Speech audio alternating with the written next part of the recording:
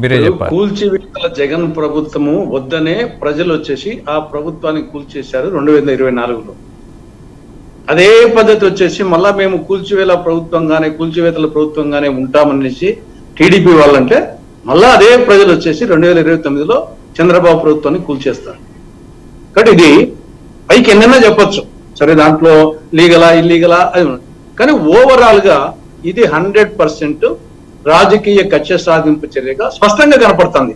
దాంట్లో వచ్చేసి లీగలా ఇల్లీగలా అది ఉండొచ్చు, కానీ పైకి చూసే వాళ్ళకు, న్యూట్రల్ గా ఉండే వాళ్ళకు కూడా ఇది 100% రాజకీయ కక్ష సాధింపు, దాంట్లో ఎలాంటి సందేహం ఉండదు. కాబట్టి ఇది కరెక్ట్ కాదు. దీనికోసం కాదు జగన్ ఓడించింది ఇట్లాంటి దాంట్లో కోసమనే, ఇట్లాంటి వద్దనే. చంద్రబాబును కూటమిని గెలిపించింది మళ్ళీ ఇట్లాంటి చేయాల్సిన కాదు. మీరు ప్రత్యేక హోదా తెప్పించండి, రాయలసీమకు ఉత్తరాంధ్రకు స్పెషల్ డెవలప్మెంట్ ప్యాకేజ్ తెప్పించండి, చట్టంలోని అంశాలు అమలు చేయండి, రాజధాని నిర్మించండి.